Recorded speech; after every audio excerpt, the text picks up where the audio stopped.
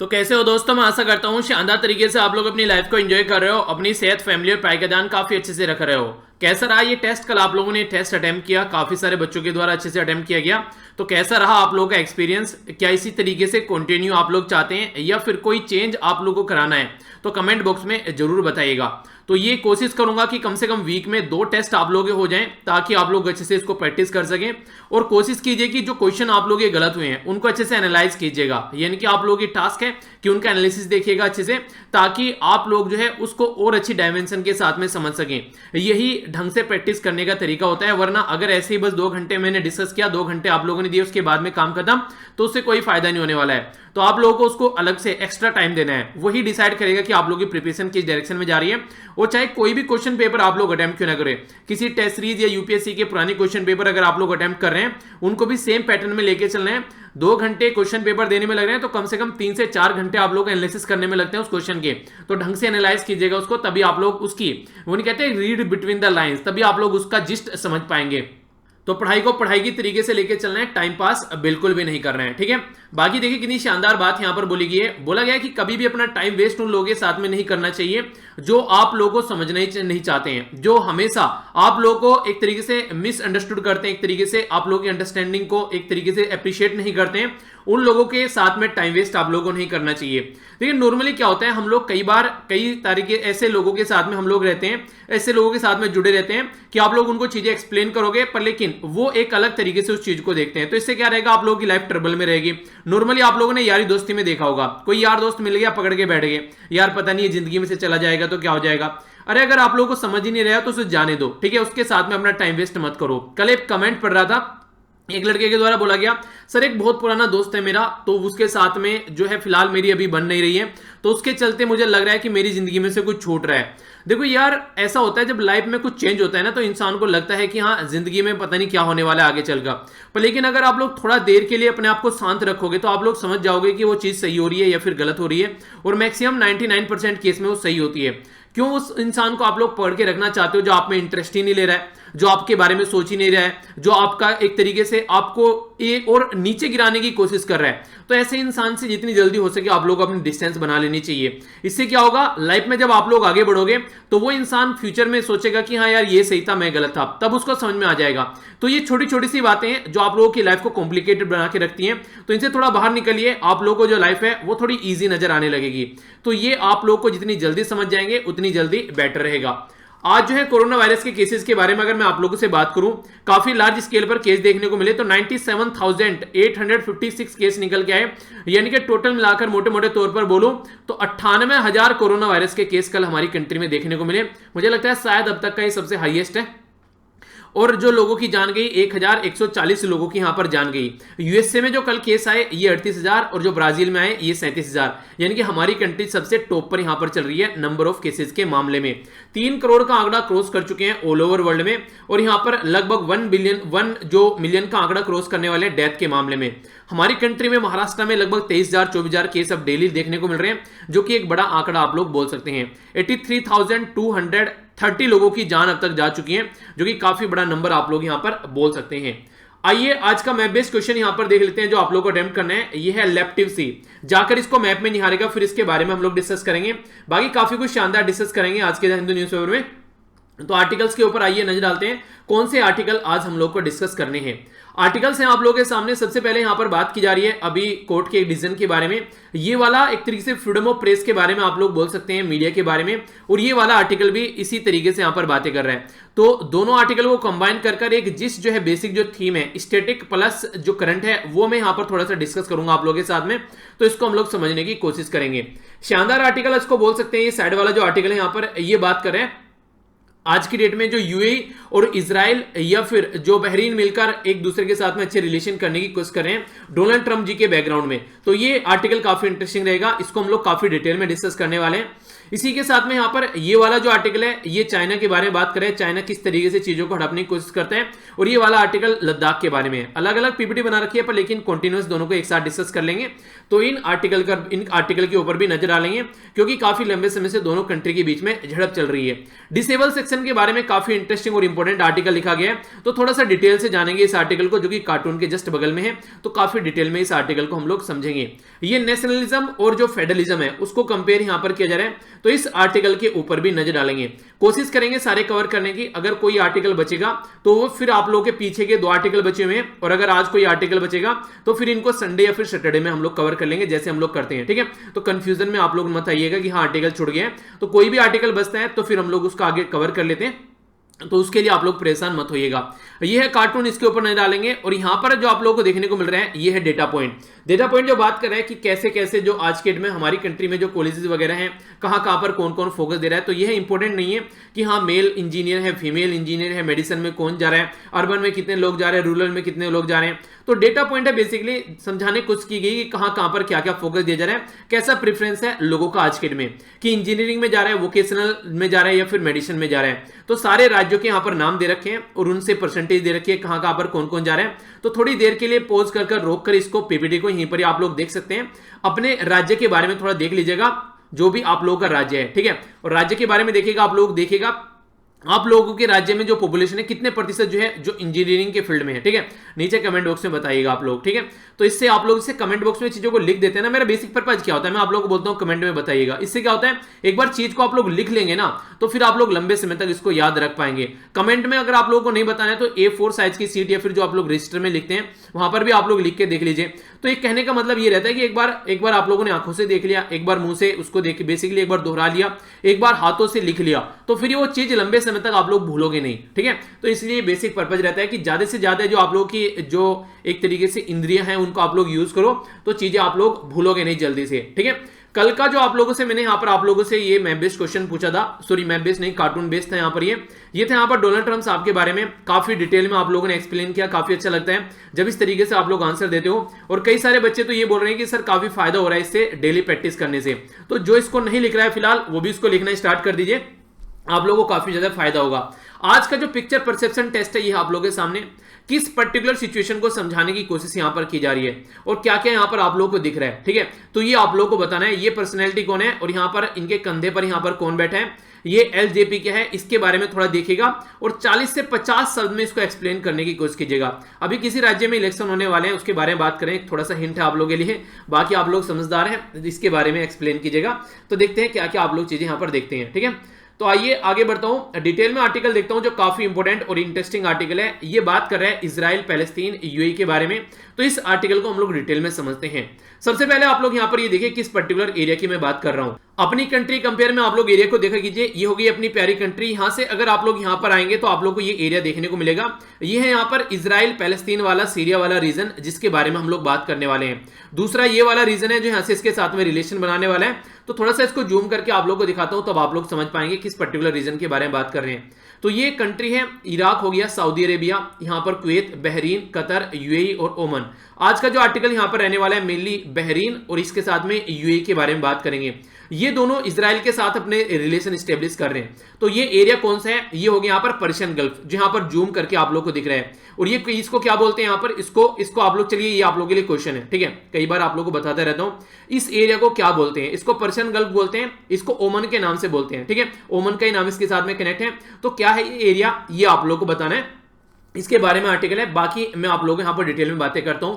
अगर पिछले कुछ समय से आप लोग रेगुलर न्यूज फॉलो कर रहे हैं तो आप लोगों ने देखा होगा कि इजराइल जो है वो इस पर्टिकुलर एरिया में कहीं ना कहीं वस्त एक तरीके से अस्तित्व खत्म कर चुका है पैलेस्तीन का। पैलेस्तीन में कौन आता है बेसिकली, एक तो आता है वेस्ट बैंक और दूसरा आता है गाजा स्ट्रिप। तो वेस्ट बैंक और गाजा स्ट्रिप जो है पैलेस्तीन का एरिया है, आज के डेट में ये घटकर जरा सा रह चुके हैं। पहले ये सारा एरिया पैलेस्तीन का हुआ करता था, पर लेकिन आज की डेट में ये किसका हो चुके हैं, ये इजराइल का हो चुके हैं। तो इजराइल यहां पर ताकतवर कंट्री है, पूरा बैक एंड सपोर्ट जो यहां पर रहता है यूएसए का रहता है। तो इसके चलते इस पर्टिकुलर एरिया में ये पूरा कंट्रोल करता हुआ आगे बढ़ रहे हैं और पैलेस्तीन के जो भी रिफ्यूजी हैं वो यहां से निकलकर बाहर अलग अलग कंट्री में जाकर रह रहे हैं, तो उनके बारे में कोई सोच नहीं रहा है। आप लोगों ने देखा होगा ताकतवर के साथ में सब रहते हैं, कमजोर इंसान के साथ में कोई रहना पसंद नहीं करता है। ठीक है, अगर किसी दोस्त के बारे में आप लोगों ने देखा होगा, अगर कोई दोस्त अच्छी खासी फैमिली का है, ताकतवर है, थोड़ा सही बैकग्राउंड का है, तो हर एक इंसान उसके साथ में दोस्ती करना चाहता है। पर लेकिन एक ऐसा है कि गरीब का इंसान है, कोई रिक्शे वाले का बेटा है, कोई नहीं उसके साथ में बातें करेगा, बोलेगा क्या फायदा होने वाला है इससे। तो हर एक आदमी आज के डेट में ना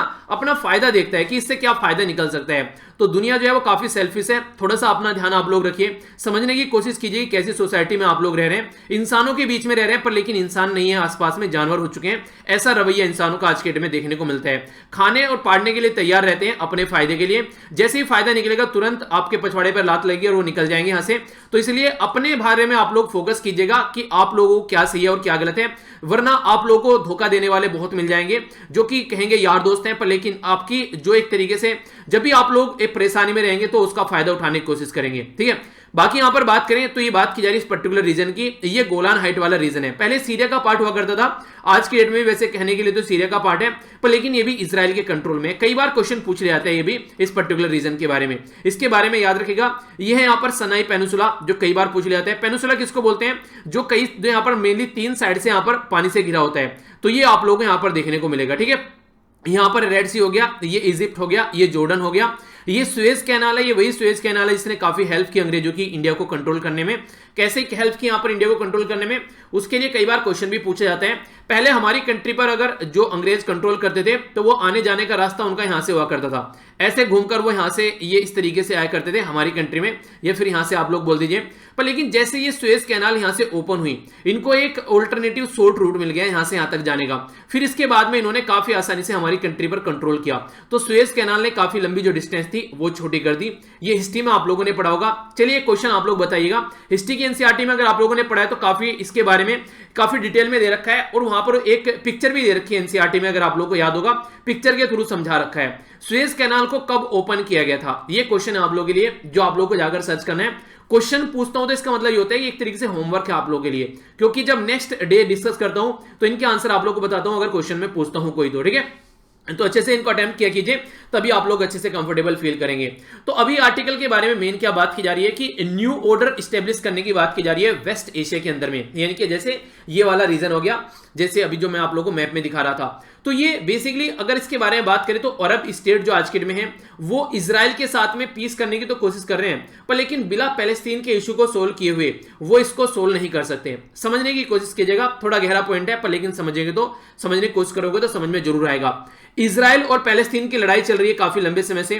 पैलेस्तीन और इजराइल के बीच में शांति नहीं है, पर लेकिन सारी कंट्री पहले जो थी ये पैलेस्तीन को सपोर्ट करती थी, क्योंकि पैलेस्तीन जो है एक मुस्लिम कंट्री है, तो अरब वर्ल्ड जो है वो मुस्लिम डोमिनेटेड कंट्री है, तो सारे इसको सपोर्ट किया करते थे पहले पैलेस्तीन को।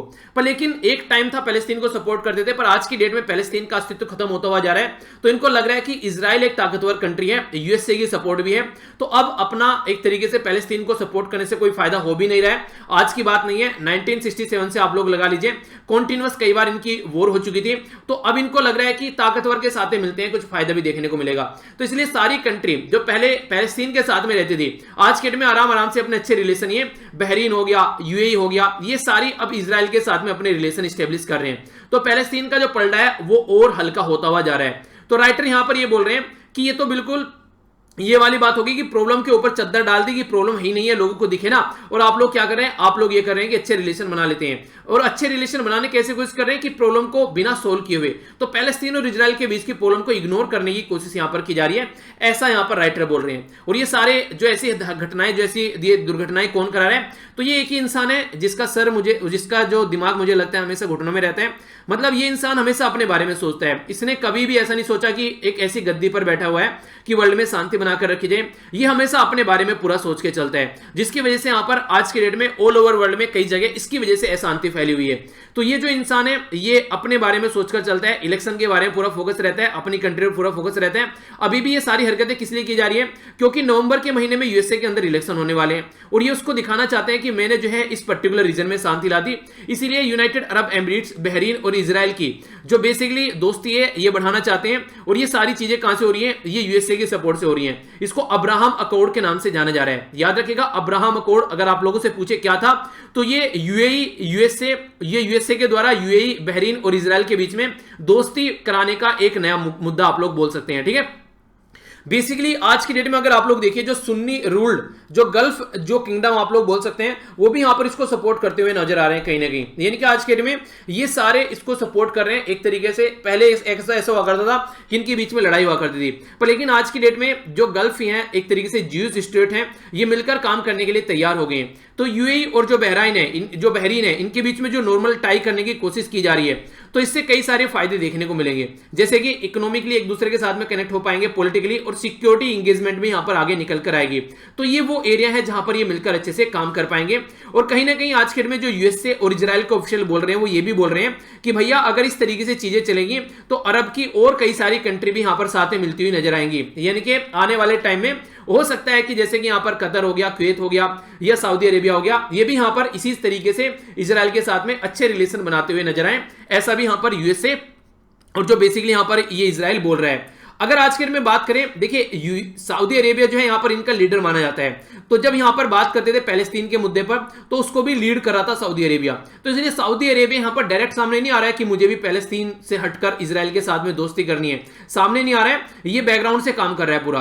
पर लेकिन बहरीन और यूएई को सपोर्ट कहीं ना कहीं सऊदी अरेबिया से ही मिल रही है, क्योंकि क्लोज लाई है इनके साथ में।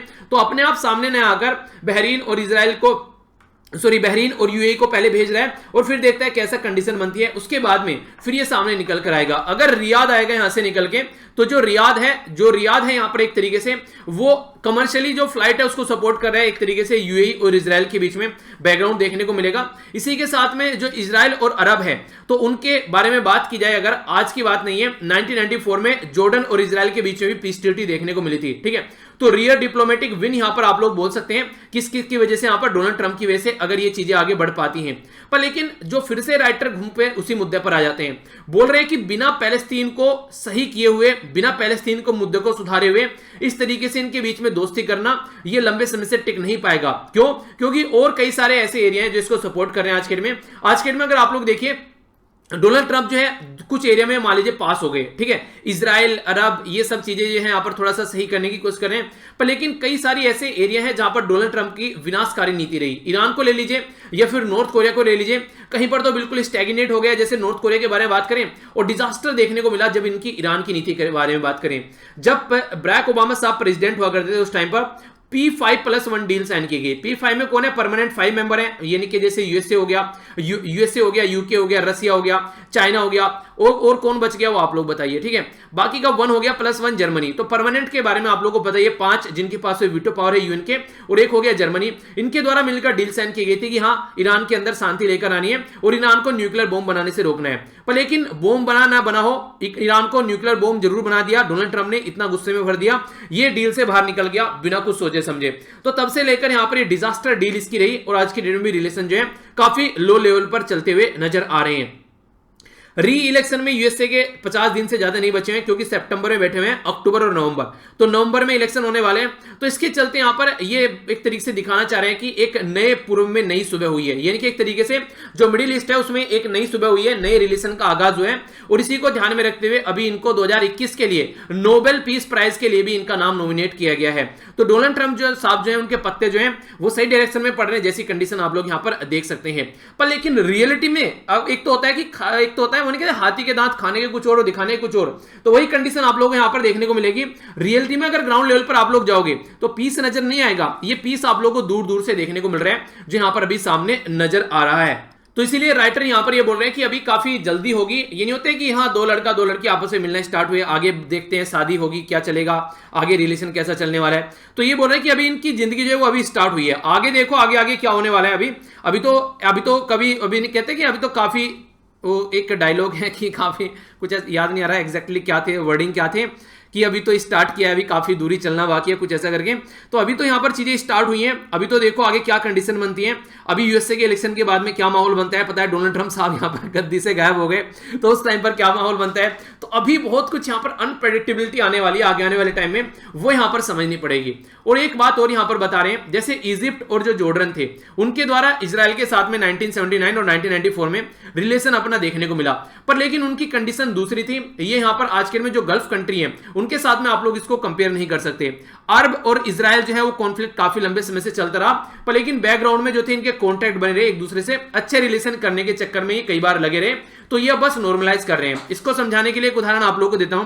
लड़का और लड़की जो है एक दूसरे को काफी लंबे समय से जानते हैं, एक दूसरे से प्यार करते हैं, शादी करना चाहते हैं। बस अब क्या किया, अब परिवार वालों के सामने आ गए कि भैया हमारी शादी करो दो, तो एक तरीके से कॉन्ट्रैक्ट तो इनके पहले से ही थे, बस अब नॉर्मलाइज हो गया रिलेशन, ये सबके सामने आ गया, अब शादी करा दी गई है। तो ऐसी कंडीशन आप लोग समझ सकते हैं। तो इनका रिलेशन पहले से ही चल रहा था बैकग्राउंड में, बस अब खुलकर सामने यहां पर आ गए, ऐसा आप लोग बोल सकते हैं। तो वो कंडीशन अब नॉर्मलाइज हो रही है, तो कोई बड़ा चेंज आने वाला नहीं है। पैलेस्तीन का इशू ऐसा का ही ऐसा रहने वाला है जैसा पहले लंबे समय से चला हुआ है, तो उसको कोई सोल्व करने के बारे में सोच भी नहीं रहा है। वो तो ऐसा है कि हाँ बस थोड़ा सा आवाज उठा दे कि भैया हम भी तुम्हारे साथ हैं, पर लेकिन जब लड़ाई हुई तो छोड़कर भाग गए। तो वो सिचुएशन आप लोगों को समझनी पड़ेगी यहां पर। इसी के साथ में अगर अरब कंट्री के बारे में आप लोग बात करें, यहां पर अरब जो है यहां पर एक तरीके से एग्रीमेंट जो देखने को मिलता है इजराइल के साथ में, वो बायलैटरल तौर पर चल रहा है अभी। पर पैलेस्तीन का जो मूवमेंट है नेशनल हुड का, उसको साइड में छोड़ चुके हैं आज के डे में। 2002 में अरब पीस जो इनिशिएटिव था यहां पर, कहीं ना कहीं सारी चीजें अब एक नए पैटर्न में आप लोगों को चलती हुई नजर आएंगी, वो भी क्रिम्बलिंग होता हुआ यानी कि ढिलता ढुलता यहां पर नजर आ रहा है। पैलेस्तीन का जो क्वेश्चन है वो फेड अवे हो रहा है, यानी कि पैलेस्तीन के बारे में कोई बात नहीं कर रहे हैं। इवन हमारी कंट्री भी आज के डेट में खुलकर इजराइल का साथ दे रही है, क्योंकि एक टाइम ऐसा होता था हम लोग खुलकर इजराइल का साथ नहीं देते थे, पर लेकिन इजराइल से काफी हेल्प हमको मिलती रहती है। हमारी कंट्री के लिए इजराइल काफी अच्छा एक तरीके से दोस्त माना जाता है। जब भी कोई प्रॉब्लम रहती है इजराइल हमेशा बेझिझक होकर सामने आता है और बोलता है कि बताओ कैसे साथ देना है, यानी कि एक पक्का दोस्त अगर बोल सकते हैं आप लोग इजराइल को, तो उस तरीके से हमारा साथ देता है। पर लेकिन दूसरी साइड में जो इजराइल पैलेस्तीन के अंदर कर रहा है, हम लोग उसको कभी सपोर्ट नहीं करते हैं एज ए कंट्री, तो वो भी आप लोगों को देखने को मिलेगा। ठीक है, तो कहने का मतलब ये है कि दो तरीके से हम लोग रिलेशन रखते हैं इजराइल के साथ में, उसी दो तरीके से सारी कंट्री इजराइल के साथ में रिलेशन रखती है। और वही फंडा है कि एक ताकतवर के साथ में हर एक कंट्री रिलेशन रखना चाहती है, पर लेकिन उसको दिखाना नहीं चाहते, ऐसा आप लोग समझ सकते हैं। भले ही वो ताकतवर गलत कर रहा हो तो सबके सामने कहेंगे हाँ गलत कर रहे हैं, पर लेकिन बैकग्राउंड में उसके साथ में रिलेशन अच्छे रखेंगे। तो ये होता है ताकत एक तरीके से जिसके सामने दुनिया झुकती है, ऐसा आप लोग बोल सकते हैं।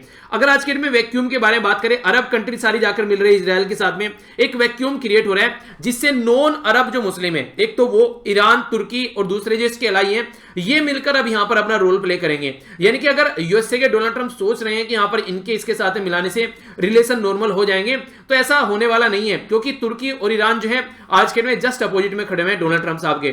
तो देखते हैं क्या तरीके से यहां पर सोल्यूशन निकल के आता है। जियोपॉलिटिक्स के बारे में अगर बात करें, जो कोर इश्यू है यहां पर, वो आप लोगों को देखने को मिलेगा आज के दिन में अनरिजोल्व है, यानी कि जो पैलेस्तीन वाला मुद्दा है वो अनरिजोल्व है, और इसी तरीके से चीजें आगे बढ़ती हुई नजर आएंगी। तुर्की और ईरान की जो एग्रेसिव पॉलिसी है, वो अग्रेसिव फॉरेन पॉलिसी और इस मुद्दे को आगे बढ़ाएंगी कहीं ना कहीं आप लोग देखते हैं। तो डोनाल्ड ट्रंप साहब एग्रीमेंट साइन कर पीस लाने की जो कोशिश कर रहे हैं, तो बिना पैलेस्तीन को सुलझाए वो ऐसे पीस नहीं ला सकते, बिना स्ट्रक्चरल जो इश्यूज है उनको सोल्व किए हुए ये पीस नहीं ला सकते।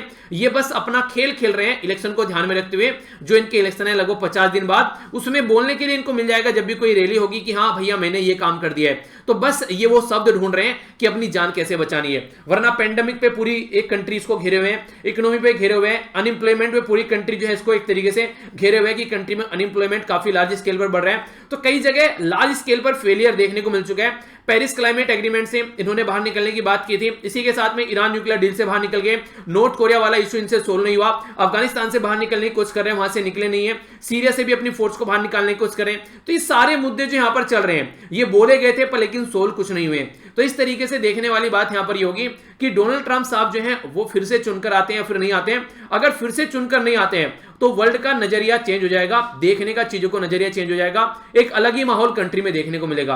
अच्छा चलिए आप लोगों से पूछता हूं मैं, आप लोगों को क्या लगता है कि डोनाल्ड ट्रंप साहब चुनकर आएंगे, यस या फिर नो? यस तो हाँ चुनकर आएंगे, नो या फिर नहीं चुनकर आएंगे? आप लोग अपना व्यू बताइएगा और फिर जब रिजल्ट आएगा उसको याद रखिएगा आपने क्या बोला था, ठीक है? फिर चुनकर बदला लेंगे डोनाल्ड ट्रंप साहब तुमसे, ठीक है? चलिए आइए आगे बढ़ते हैं। नेक्स्ट जो आर्टिकल है ये भी काफी इंपॉर्टेंट आर्टिकल है। यहाँ पर ये सोसाइटी के वेलफेयर के बारे में बात कर रहे हैं। अगर हम लोग सोसाइटी में बात करें कैसे कैसे लोग रहते हैं, जिसको हम लोग बोलते हैं कि ये काफी सोचने वाले, एक तरीके से इनके ऊपर फोकस देना चाहिए, तो सबसे पहले अगर आप लोगों को बोलूं कि सोसाइटी में सबसे ज्यादा दयनीय कंडीशन में कौन रहता है, तो आप लोगों को देखने को मिलेगा डिसेबल सेक्शन। या तो डिसेबल किसी भी तरीके से होता है, चल नहीं पाता है, देख नहीं पाता है, या फिर बोल नहीं पाता है, कई तरीके की डिसेबिलिटी आप लोगों को यहां पर देखने को मिलती है। तो ऐसे इंसान के ऊपर जो पेंडेमिक है उसने काफी बड़ा इंपैक्ट डाला है, जो अभी ये महामारी चल देखने को मिल रही है। तो हम लोग उसको काउंट भी नहीं कर रहे हैं, पर लेकिन आज के डेट में सबसे ज्यादा प्रॉब्लम, सबसे ज्यादा जो बैरियर है, सबसे ज्यादा जो रुकावट है वो इनके सामने है। पर लेकिन फिर भी सोसाइटी में इनको ढंग से इंक्लूड कर नहीं चला जाता है। अगर डिसेबल कम्युनिटी के बारे में बात करें तो वास्ट पोटेंशियल है उनके अंदर में, यानी कि उनके अंदर बहुत बड़ा पोटेंशियल है कि वो कुछ भी कर गुजर सकते हैं अगर थोड़ी सी सपोर्ट उनको मिल जाए। तो राइट डायरेक्शन में हम लोग को उनको सपोर्ट करना चाहिए, तभी जो है वो अपना जो उनका पोटेंशियल है उसको यूटिलाइज कर पाएंगे। आखिर ऐसा क्यों बोला जा रहा है? यूनाइटेड नेशन के द्वारा अभी यहां पर बात की जा रही है कि इनटॉलरेंस और डिस्क्रिमिनेशन यहां पर देखने को मिलते हैं, जिसके चलते उनकी डिग्निटी को भी हर्ट किया जाता है बार बार, और इनह्यूमन प्रैक्टिस यहां पर देखने को मिलती है। ठीक है, जिस तरीके से वुमेन और मैन के बारे में बात करें ना, राइट टू इक्वलिटी के बारे में, इसी तरीके से डिसेबल सेक्शन के बारे में हम लोग को बातें करनी चाहिए, पर लेकिन उनके बारे में कोई ज्यादा बात नहीं करता है। तो इसलिए सोचने के लिए मजबूर होना पड़ता है कि किस डायरेक्शन में हम लोग चल रहे हैं। फंडामेंटल वैल्यूज के बारे में बातें करें, उनको मिलती नहीं है नॉर्मली अगर देखा जाए। अगर बात करें आज के में जिस दुनिया में हम लोग रहते हैं, ठीक है, तो वहां पर नॉर्मली अगर प्रैक्टिस करें टॉलरेंस के बारे में, पर लेकिन इनके साथ इनटॉलरेंस देखने को मिल रहे हैं। ठीक है, इसी के साथ में वैल्यू की इक्वलिटी के बारे में बात करें तो इनके साथ में आप लोगों को इनइक्वलिटी देखने को मिलेगी। इनकी लाइफ कभी भी आप लोगों को सस्टेनेबल एक तरीके से नजर नहीं आएगी। तो ये सारी प्रॉब्लम जो है नॉर्मली इन लोगों को झेलनी पड़ती है, और ये वो लोग हैं जो अपनी नॉर्मल लाइफ को लीड करने में भी प्रॉब्लम है, अब प्रॉब्लम इनको नजर आती है। आप लोग मान लीजिए एक पर्टिकुलर इंसान को आप लोग ऐसे समझिए, एक पर्टिकुलर इंसान को दिखता नहीं है, ठीक है, मान लीजिए उसकी आंखें जो है वो खराब है, वो अंधा इंसान है, उसको दिखता नहीं है। अब सोचिए वो अपनी लाइफ कैसे लीड कर रहा है। अगर आप लोग इसको अंडरस्टैंड करना चाहते हैं तो एक कमरे में जाइए, उस कमरे में जाइए, लाइट बंद कीजिए और अपनी आंखों पर पट्टी बांध लीजिए, ठीक है, और उस कमरे में जाकर आप लोग देखिए कि एक ऐसा इंसान, आप लोगों को अलमारी में से अपने कपड़े निकालने हैं, ठीक है, आप लोगों को मान लीजिए कहीं पर कोई फोन रखा हुआ है, फोन उठाना है अपना, आप लोगों को खाना खाना है, कहीं से आप लोगों को पानी का गिलास उठाना है, आप लोगों के सामने थाली रखी हुई है, ठीक है, यही छोड़िए और तो सारी चीजें छोड़िए, थाली आप लोगों के सामने रखी हुई है और आप लोगों को खाना खाना है, ठीक है, उसमें सब्जी है, दही है, सलाद है, उसमें एक तरीके से ये सारे आइटम रखे हुए हैं। तो आप लोग आंखों पर पट्टी बांध के खाना खा के देखिए एक बार, आप लोगों को चीजें समझ में आ जाएगी कि ये अपनी लाइफ को कैसे लीड करके चलते हैं। तो जो नॉर्मल लाइफ आप लोग आसानी से एंजॉय करते हैं, वो नॉर्मल लाइफ से बढ़कर भी इनको कई सारी प्रॉब्लम देखने को मिलती है। तो इसीलिए यहां पर जरूरी है कि इनको सपोर्ट किया जाए, कम से कम इनको बेचारों की नजरों से न देखा जाए। एक अभी आर्टिकल मैंने डिस्कस किया था, तो उससे डिफरेंट थोड़े इसमें एंगल आप लोगों को देखने को मिलेंगे, वो समझ लेते हैं। ऑल ओवर वर्ल्ड में 1 बिलियन के करीब जो लोग हैं आज के डेट में, वो डिसेबल सेक्शन के अंदर आते हैं। तो उनको मेन स्ट्रीम में लाने की जरूरत है, तभी हम लोग सोसाइटी को आगे बढ़ा पाएंगे।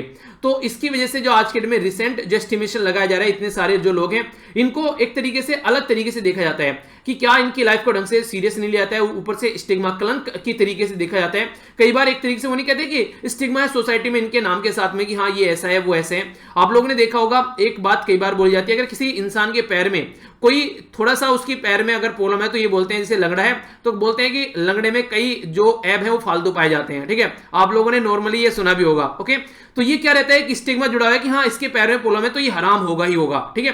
तो ऐसी चीजें कई बार सोसाइटी में जो रहती हैं तो आप लोगों को देखने को मिल जाती हैं, ठीक है। आप लोगों ने सुना भी होगा सोसाइटी में, ये आप लोगों ने अपने आसपास भी सुना होगा कि जो इंसान अंधा होता है या फिर लंगड़ा होता है उसमें कई सारी जो कमियां खामियां होती है, यानी कि एक तरीके से हरामी पंथी की चीजें उसमें पाई जाती हैं। तो ये ऐसे स्टिग्मा जो लगे हुए हैं, एक तरीके से हम लोग और डिग्रेड उनकी लाइफ को कर रहे हैं। तो ये ऐसी चीजें जो है, इससे थोड़ा सा हम लोग को ऊपर उठकर चलना चाहिए ताकि चीजों को हम लोग ढंग से समझ सकें और सोसाइटी में इनको इंक्लूड करके चल सके।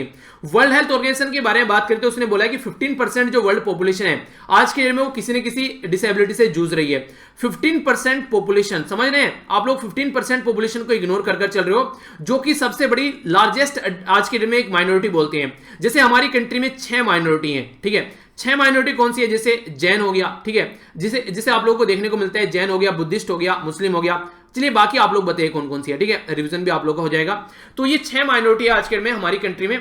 तो इस तरीके से अगर आप लोग देखिए ऑल ओवर वर्ल्ड में, तो टोटल मिलाकर ग्लोबल में सबसे बड़ी जो माइनॉरिटी है वो डिसेबल कम्युनिटी की होगी।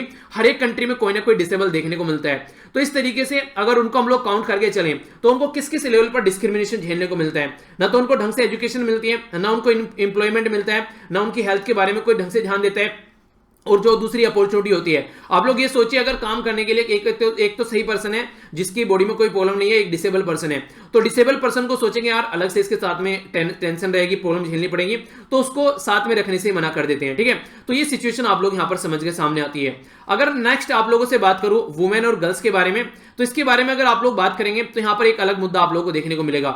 यहां पर अगर बात की जाए जैसे कि वुमेन और गर्ल की, जो यहां पर अगर बात करें विद डिसेबिलिटी, वो हाई रिस्क और ज्यादा देखने को मिलता है। अगर कोई वुमेन और गर्ल्स डिसेबल है उनको सेक्सुअली एक्सप्लॉइट किया जाता है कई बार, और जेंडर बेस्ड वायलेंस भी देखने को मिलता है। नॉर्मल वुमेन को ही सोसाइटी में ढंग से जीने नहीं दिया जाता है। अब जो डिसेबल वुमेन है उसके साथ में तो और भी गलत चीजें देखने को मिलती है, तो बोला जा रहा है मैक्सिमम फेस करती है सेक्सुअल वायलेंस और जेंडर बेस्ड वायलेंस उनके साथ में देखने को मिलता है। 80% जो पर्सन है विद डिसेबिलिटी वर्ल्ड वाइड, वो डेवलपिंग कंट्री यानी कि जो अभी डेवलप्ड कंट्री के पाथ पर चल रही है, डेवलपिंग कंट्री है जैसे हमारी कंट्री होगी, 80% जो डिसेबल सेक्शन है इस कंट्री में आप लोगों को देखने को मिलेगा। 73% जो पर्सन जो विद डिसेबिलिटी है वो आउटसाइड एक तरीके से घर के जाते ही नहीं है, लेबर फोर्स से आउटसाइड है। यानी कि हमारी कंट्री में अगर बात करें 73% जो डिसेबल सेक्शन है वो घर में ही रहते हैं, अपने घर में ही जो कुछ भी उनका काम धाम रहता है घर में ही रहते हैं, बेसिकली आउटसाइड लेबर फोर्स है, यानी कि कोई काम करने जाते ही नहीं है। रीजन क्या है? सबसे बड़ा रीजन तो आप लोग ये बोल सकते हैं कि हमारी सोसाइटी में एक तरीके से उनको सपोर्ट नहीं मिलता है ताकि वो बाहर जाकर काम कर सकें, अपनी जिंदगी को एक सही तरीके से एंजॉय कर सकें। तो ये प्रॉब्लम आप लोगों को देखने को मिलेगी। मोस्ट नेग्लेक्टेड जो सेक्शन है सोसाइटी के अंदर, डिसेबल सेक्शन के अंदर भी, तो मेंटली डिसेबल अगर कोई सेक्शन है, उन्हें कहते हैं कि ये पागल है, इसको समझ में नहीं आता है क्या चल रहा है जिंदगी में। ठीक है, तो एक तरीके से ऐसा वुमेन विद डिसेबिलिटी और रूरल एरिया में जो डिसेबिलिटी है, यानी कि सबसे ज्यादा जो डिसेबल सेक्शन है उसमें सबसे ज्यादा जो प्रॉब्लम है वो ये वाला सेक्शन है। इसको आप लोग ऐसे बोल सकते हैं जैसे मैंने आप लोगों को ट्राइबल कम्युनिटी के बारे में बताया था, फिर आप लोगों ने मैंने वल्नरेबल ट्राइबल कम्युनिटी के बारे में बताया था। शायद एक कल क्वेश्चन भी था, जब मैंने आप लोगों की क्वेश्चन की जो टेस्ट वाली वीडियो थी उसमें भी पीवीटीसी के बारे में शायद हम लोगों ने डिस्कस किया था आई थिंक। तो उसमें आप लोगों ने देखा होगा कि वल्नरेबल ट्राइबल कम्युनिटी, जैसे एक तो ट्राइबल कम्युनिटी होगी प्रॉब्लम फेस कर रही है, उसके अंदर और वल्नरेबल ट्राइबल कम्युनिटी यानी कि जो बुरी कंडीशन में उससे ज्यादा और बुरी कंडीशन में जो कम्युनिटी है। तो इसी तरीके से डिसेबल प्रॉब्लम है उसके अंदर और ज्यादा प्रॉब्लम में जो दूसरे डिसेबल है, जो उसके अंदर का एक सब सेक्शन हो गया, ये और ज्यादा प्रॉब्लम में है यहाँ पर। तो प्रॉब्लम के अंदर प्रॉब्लम आप लोग यहाँ पर बोल सकते हैं। कोविड-19 पेंडेमिक ने और ज्यादा इंपैक्ट डाला इस कम्युनिटी के ऊपर। यूनेस्को के बारे में बात करें 2019 की जो एजुकेशन रिपोर्ट है उसके हिसाब से इंक्लूसिव एजुकेशन जो है वो काफी कॉम्प्लेक्स हो गई है, और जो काफी इंपॉर्टेंट है यहाँ पर खासकर एक तरीके से अंडरस्टैंड करना जरूरी है कि अगर बात करें आज के डेट में जो चिल्ड्रन है और उनकी जो फैमिलीज हैं वो डिफरेंट कॉन्टेक्स्ट में यहाँ पर प्रॉब्लम फेस कर रही हैं। इंडिया के अंदर भी अगर आप लोग बात करते हैं तो कंसिडरेबल प्रोग्रेस यहाँ पर देखने को मिल रही है लीगल फ्रेमवर्क के चलते पर, लेकिन फिर भी अगर ढंग से आप लोग देखिएगा जो फैसिलिटी जहां पर पहुंचानी चाहिए वो वहां पर नहीं पहुंचती नजर आती है। कई सारे प्रोग्राम चलाए जाते हैं बच्चों के चिल्ड्रन विद डिसेबिलिटी के, ताकि वो स्कूल में पहुंच सके, पर लेकिन फिर भी हमारी कंट्री में 73% जो लोग हैं वो यहाँ पर लेबर फोर्स से बाहर है। तो इससे समझ में आता है कि चीजें जो हैं वो पेपर पर रह जाती हैं, एक्चुअली ग्राउंड लेवल पर वो चीजें इंप्लीमेंट होती है नजर नहीं आती हैं। तो ये सोचने के लिए मजबूर करता है कि हम लोग किस डायरेक्शन में चीजों को लेकर चल रहे हैं।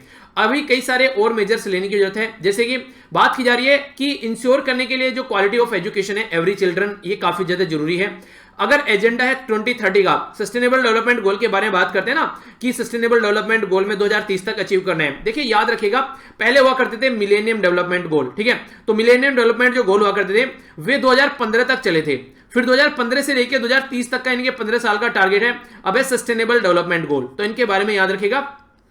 जो गोल 4 है इसके बारे में अगर आप लोग देखेंगे तो यहां पर ये बात करता है गोल 4 किसके बारे में, गोल 4 है क्वालिटी एजुकेशन के बारे में। तो ये याद रखिएगा सस्टेनेबल डेवलपमेंट गोल में जब हम लोग बात करते हैं तो गोल 4 जो यहां पर बात करते हैं वो क्वालिटी एजुकेशन के बारे में है। तो ये कोशिश की जा रही है कि 2030 तक ऑल ओवर वर्ल्ड में एजुकेशन अच्छे से पहुंचाई जाए, गरीबी को मिटाया जाए, जीरो हंगर यानी कि भुखमरी को खत्म किया जाए। तो ये बेसिक टारगेट आप लोगों को देखने को मिलते हैं, तो इसीलिए यहां पर इसके ऊपर फोकस देने की बात की जा रही है। ठीक है, तो ये इंपॉर्टेंट है, अगर आप लोग एजुकेशन के बारे में कुछ लिखना चाहते हैं तो गोल 4 के बारे में आप लोग मेंशन कर सकते हैं। नेक्स्ट बात की जा रही है यूनेस्को के बारे में, तो यूनेस्को के द्वारा ज्वाइंट पार्टनरशिप के साथ में ग्लोबल एक्शन ऑन डिसेबिलिटी, जिसको ग्लैड के नाम से इनके द्वारा बोला गया है। तो याद रखिएगा कि यूनेस्को के साथ में मिलकर यहां पर काम किया जा रहा है, जिसको ग्लैड का नाम दिया जा रहा है इसको। तो याद रखिएगा पार्टनरशिप यहां पर देखने को मिल रही है, जिसमें अवेयरनेस फैलाई जाती है कि कैसे किस तरीके की स्ट्रेटजी लेकर आप लोगों को चलनी है कि डिसेबल सेक्शन को हम लोग सही तरीके से ले सकें और उनकी प्रॉब्लम जो भी है उसको हम लोग दूर कर सकें, इसके ऊपर फोकस देने की बात की जाती है। ठीक है, तो इसके बारे में याद रखिएगा।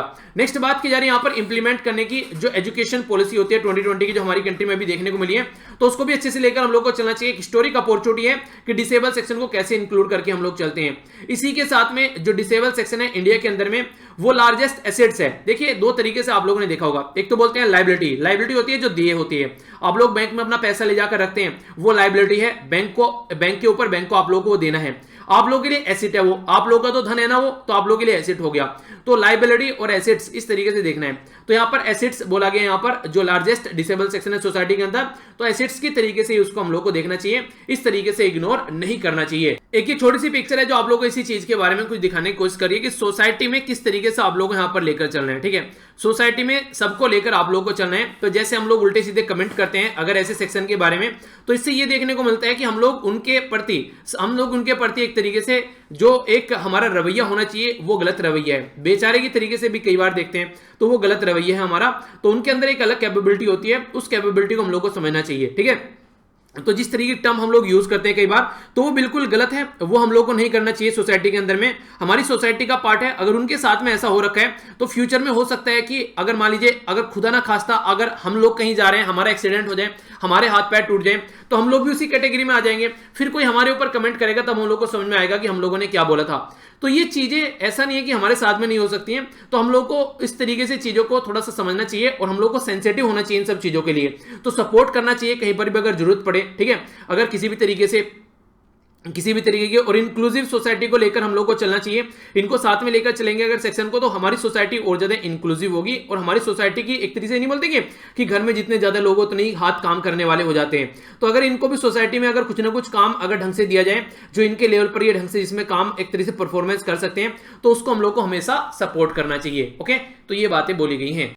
नेक्स्ट जो आर्टिकल है यहाँ पर, ये थोड़ा सा डिफरेंट अभी यहाँ पर न्यूज में देखने को मिल रहा है। एक पर्टिकुलर न्यूज चैनल है जिसका नाम है सुदर्शन न्यूज। सुदर्शन जो न्यूज है मुस्लिम कम्युनिटी को लेकर कई सारे कमेंट कर रहे हैं आज के डेट में, मतलब एक तरीके से कई तरीके गाली गलौज में यहाँ पर देखने को मिल रही है। झूठ बोलने वाले मौलाना को सुरेश जी ने लाइव डिबेट से भगाया। ठीक है, तो झूठ बोलने वाले मौलाना को भगा दिया, ऐसे ऐसे कई सारे थंबनेल यहाँ पर इनके देखने को मिलते हैं, जिसके चलते अभी यहां पर एक तरीके से जो इनके एपिसोड थे उनको प्रस्तुत करने से रोक दिया गया कोर्ट के द्वारा। तो उसी के बारे में यहां पर राइटर बातें कर रहे हैं। तो राइटर यहां पर ये बोल रहे हैं कि देखिए बेसिकली अगर हम लोग अपनी कंट्री में बात करें तो फंडामेंटल राइट है। ठीक है, फंडामेंटल राइट को रखा गया पार्ट 3 में, आर्टिकल 12 से लेके आर्टिकल 35 तक। तो इसमें आर्टिकल जो 19 है वो कहीं ना कहीं फ्रीडम ऑफ प्रेस के बारे में बात करता है, फ्रीडम ऑफ स्पीच के बारे में बात करते हैं। तो इस तरीके से ऐसे आदेश देना ये सही नहीं है बिल्कुल। अगर कोई एपिसोड प्रस्तुत नहीं किया जा रहा है उससे पहले उसके ऊपर सैंक्शन लगा देना तो ये सही नहीं है। तो इस तरीके से मीडिया जो है इंडिपेंडेंटली काम नहीं कर पाएगी, तो ये सिटीजन को भी इंफॉर्मेशन नहीं मिलेगी और एक तरीके से फ्री स्पीच का भी हनन है। देखिए अगर आप लोगों को बात की जाए इलेक्शन के बारे में, तो अगर हमारी कंट्री में इलेक्शन हो रहे हैं और कैंडिडेट के बारे में अगर जनता को नहीं पता चलेगा कि ये कैंडिडेट कैसा है, कितने इसके पास ऊपर क्रिमिनल चार्ज है, कितनों की इसने जान ली है, कितने इसके ऊपर रेप के चार्ज हैं, जब तक जनता को नहीं पता चलेगा तब तक जनता कैसे अपना डिसीजन ले पाएगी कि इसको वोट देनी है या नहीं देनी है। तो उसी तरीके से जनता को हक है चीजों का जानने का कि हां ऐसा हमारे देश में चल रहा है, तो उसके बारे में उनको इंफॉर्मेशन यहां पर होनी चाहिए।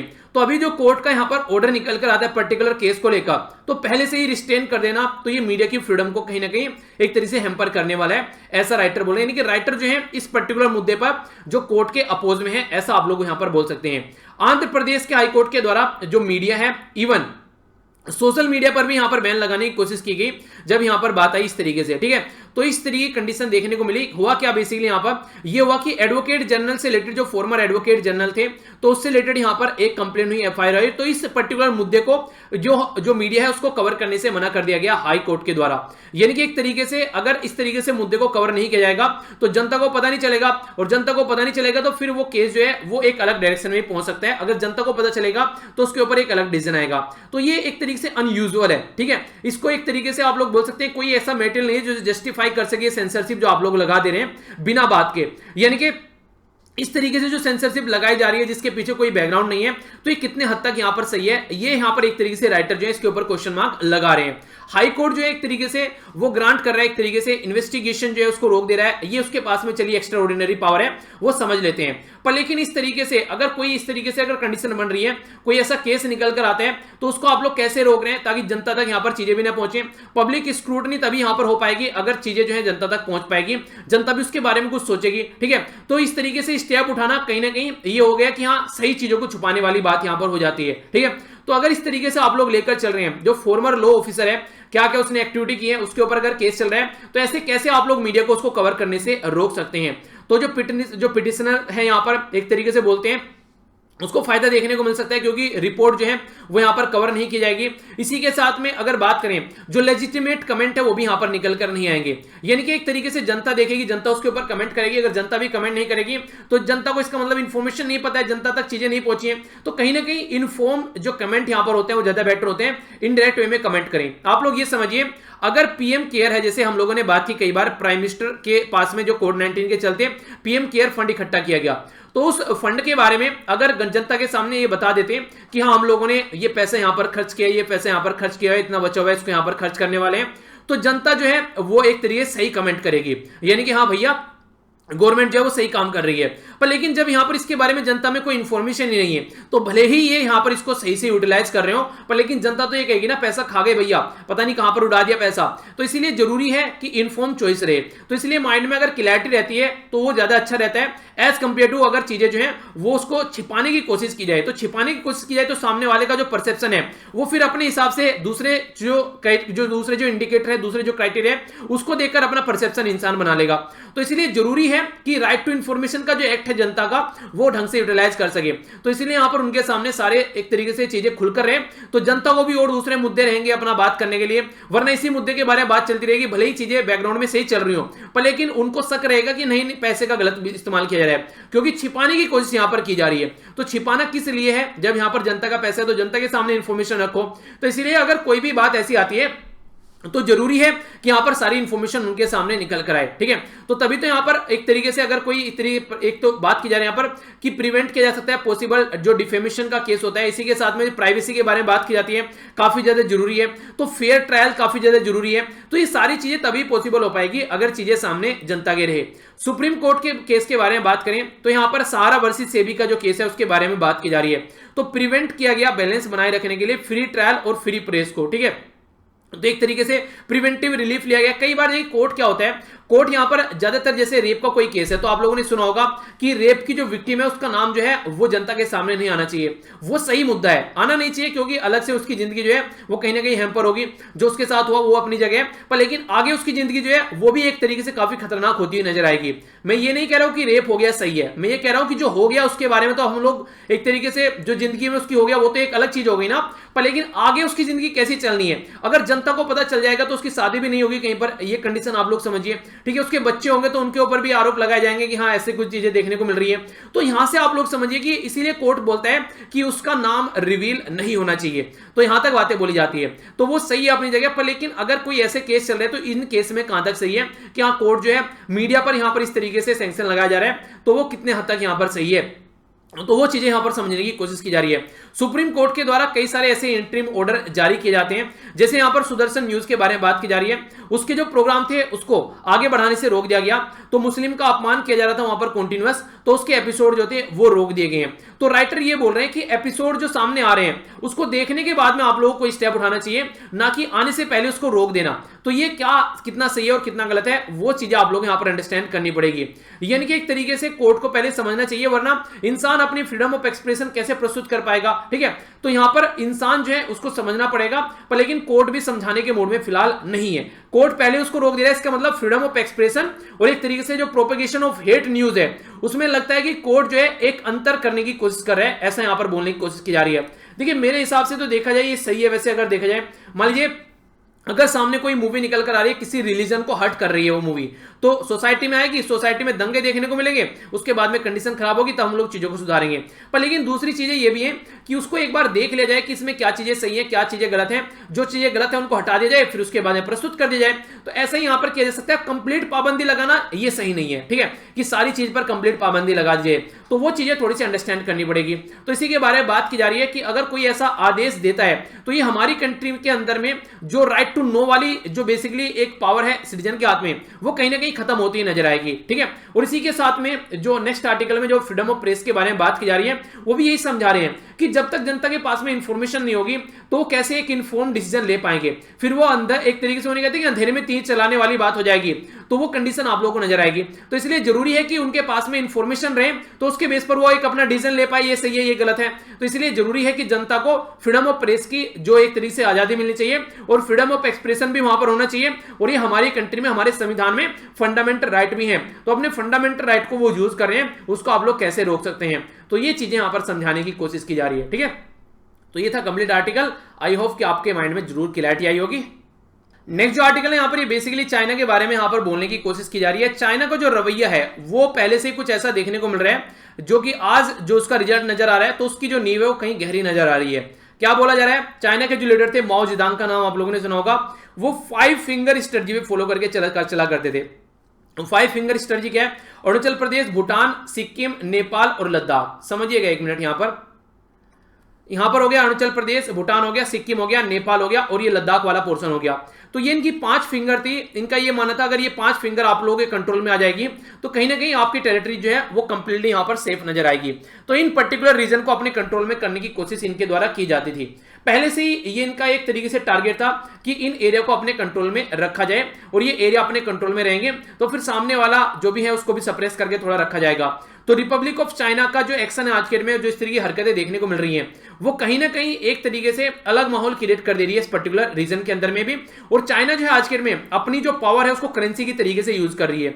यानी कि चाइना के पास में इकोनॉमिक पावर है, चाइना के पास में पैसे की पावर है, मिलिट्री पावर है, तो वो उसको ज्यादा यूज कर रही है। जो उसका लिबरल और जो एक तरीके से मोरलिस्टिक जो एक तरीके से जो रवैया था वो कहीं ना कहीं साइड में रख दिया गया है। यानी कि मोरल के तौर पर वो नहीं कहते कि मोरल के तरीके से सही है, ऐसा नहीं होना चाहिए कम से कम, ठीक है, कि ये तो आदमी इतना गिर चुका है, ऐसी हरकतें नहीं करेगा।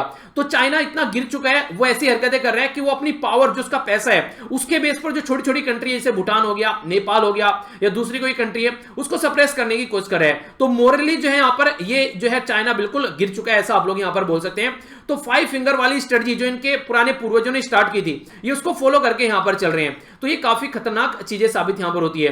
तो इसी के चलते जो बात की जा रही है, इफर्ट ये रहता है बेसिकली कि अपना जो इनका एरिया है उसको ये सेव कर चलें, पर इनडायरेक्ट वे में अपने एरिया को सेव करने के चक्कर में दूसरी कंट्री के अंदर ये जा घुसते हैं और फिर उसकी कंट्री की जो बाउंड्री है उसको नुकसान पहुंचाते हैं, जिसके चलते यहां पर प्रॉब्लम निकल कर आती है। और आज की डेट में इनका ऑब्सेशन हो चुका है। पहले तो यहां पर ये था, बोला गया था इनके पूर्वजों के द्वारा, पर अब तो इनको ये लगता है ऐसा करना ही करना है। तो जो नई लीडरशिप आ रही है उसकी वजह से जो साउथ एशिया है वो डिस्टेबलाइज होती है, यहां पर नजर आ रही है। ये कंडीशन आप लोग समझ सकते हैं। सीरीज ऑफ मीटिंग यहां पर हमारी कंट्री में और चाइना के बीच में भी देखने को मिल चुके हैं, पर लेकिन कोई आप लोगों को देख नहीं सकता, कोई आशा की किरण यहां पर नजर आ रही है। इनकी जो कंडीशन है वो डायरेक्ट यहां पर देखने को मिल रही है। जो इनकी हरकतें चल रही हैं कि दोस्ती का नाम लेकर ये कमर में छुरा घोपने वाले इंसान है यहां पर, जो चाइना वाले, और पहले से ये ऐसी हरकतें करते हुए यहां पर नजर आ रहे हैं। आप लोग को याद होगा एक आर्टिकल मैंने और डिस्कस किया था कि ये 1962 की जो हरकतें थी उसको फिर से रिपीट करते हुए नजर आ रहे हैं। तो ऐसा आप लोगों को देखने को मिलेगा कि इस तरीके से जो विजिबल चेंज है ग्राउंड लेवल पर वो कहीं ना कहीं नहीं दिखेगा, तब तक सिचुएशन नॉर्मल नजर नहीं आएगी। तो इस तरीके से जो तरीके की हरकतें यहां पर चल रही हैं, हमारी कंट्री की फोर्स भी सामने खड़ी है, चाइना की फोर्स भी सामने खड़ी है, तो एक कॉन्फ्लिक्ट नजर आता है। पर लेकिन लिमिटेड कैसे होगा, ये तभी होगा जब दोनों मिलकर चीजों को सोल्व करने की कोशिश करेंगे, ठीक है। तो चाइना जो है आज के डेट में एक दादा, वो नहीं कहते कि जैसे आप लोगों ने देखा होगा कई बार कोई किसी की बैकग्राउंड सपोर्ट थोड़ी ज्यादा होती है तो वो सीना तान के आता, आजा कर ले, क्या करना है मैं देखता हूं तुझे, ठीक है। उन्हें क्या छाती तान के आ गया सामने लड़ने के लिए। तो ऐसी हरकतें चाइना यहां पर करता हुआ नजर आता है। इसकी जो लैंग्वेज और जो बॉडी लैंग्वेज है वो दोनों ही यहां पर एक तरीके से सही तरीके की नहीं देखने को मिलती है, अगर इंडिया के पॉइंट ऑफ से बात करें तो। अगर चाइना को हम लोग को टैकल करना है तो दूसरा नया एग्रीमेंट हम लोग को लाना पड़ेगा, प्रॉपर वे में प्रॉपर बाउंड्री इशू को समझना पड़ेगा। जैसे कि एलएसी है, एलएसी क्या है, एलएसी काफी लंबे समय से मुद्दा चला हुआ है, तो ओल्ड वाइन यहां पर भरने की कोशिश की जा रही है कि नई बोतल के अंदर में, बार बार उसी के मुद्दे पर हम लोग घूमते रहते हैं। तो कुछ ना कुछ नया लेकर आना चाहिए ताकि सिचुएशन को सुधारा जाए, वरना पुरानी जो चीजें थी अगर उन्हीं को लेकर चलते रहे तो ये सॉल्यूशन यहां पर नहीं होगा, ठीक है, क्योंकि इतने लंबे समय से बात चल रही है भैया सुधारेंगे, यहां पर ये करेंगे वो करेंगे, पर लेकिन कुछ दिख रहा है आप लोगों को रिजल्ट आता हो यहां पर, तो वो रिजल्ट अभी नहीं आ रहा है, आगे भी नहीं आएगा, ये कंडीशन ऐसी ही बनी रहेगी। तो इधर टोटल आज का डिस्कशन आई होप कि आप लोगों ने अच्छे से एंजॉय किया होगा। एक बार देख लेते हैं यहां पर आप लोगों के सामने क्वेश्चन जो लास्ट वीडियो में पूछा गया था गल्फ ऑफ मैक्सिको के बारे में। गल्फ ऑफ मैक्सिको बोला जा रहा है कि अटलांटिक ओशियन के साथ में ये सराउंडेड आप लोगों को देखने को मिलेगा, इसी के साथ में नॉर्थ अमेरिका कॉन्टिनेंट के साथ में ये नजर आएगा कनेक्ट होता हुआ। थर्ड कोस्ट भी बोला जाता है इसको अमेरिका का, एक साइड में अटलांटिक, एक साइड में पैसिफिक ओशन और एक साइड में मैक्सिको। तो कौन सी स्टेटमेंट करेक्ट है? ए में बोला गया 1, बी में बोला गया 2, सी में बोला गया बोथ, डी बोला गया नाइदर 1 नॉट 2। सही आंसर क्या है? A B C F D. तो सही आंसर आप लोग देख लीजिए, ये हो गया यहां पर यूनाइटेड स्टेट ऑफ अमेरिका, ठीक है। इसके नीचे यहां पर हो गया गल्फ ऑफ मैक्सिको। तो एक साइड में तो पैसिफिक है, यहां पर यूएसए की साइड में अगर देखिएगा पैसिफिक ओशन है, एक साइड में अटलांटिक ओशन है और एक साइड में यहां पर गल्फ ऑफ मैक्सिको हो गया। तो थर्ड फ्रंट आप लोग इसको बोल सकते हैं। तो स्टेटमेंट बिल्कुल सही है, उसी के साथ में यहां पर जो पहली स्टेटमेंट है वो भी सही है। तो आंसर सी हो गया, यानी कि दोनों की दोनों स्टेटमेंट यहां पर बिल्कुल सही है। तो ये था आज का डिस्कशन, पीडीएफ यहां से जाकर डाउनलोड कर लेना और टेस्ट जो इसी तरीके से देते रहिए। कोई भी अगर आप लोग कमियां खामियां लग रही हैं उसके बारे में बताइएगा, फिर उसको इंप्रूव किया जाएगा। पीडीएफ सारी एक जगह इकट्ठी मिल जाती है और भी कई सारी इंटरेस्टिंग चीजें शेयर की जाती हैं जो फायदेमंद है आप लोगों के लिए। टेलीग्राम ज्वाइन कर लीजिए, ट्विटर, इंस्टाग्राम और फेसबुक पर मेरे साथ कनेक्ट रहना है तो वीर तालियान सर्च कीजिएगा, डायरेक्ट आप लोगों को मेरी प्रोफाइल मिल जाएगी। तो आसपास सफाई रखिए, पानी और पेपर तो सेव कीजिए, पॉलिथीन प्लास्टिक बिल्कुल यूज नहीं करनी है। मिलता हूं नेक्स्ट लेक्चर में, बड़ों को नमस्ते, छोड़ों के बाद छोटी सी लाइफ एंजॉय करा, तब तक के लिए जय हिंद। कितनी तेज तेज बोल दिया ना चलिए ठीक है फिर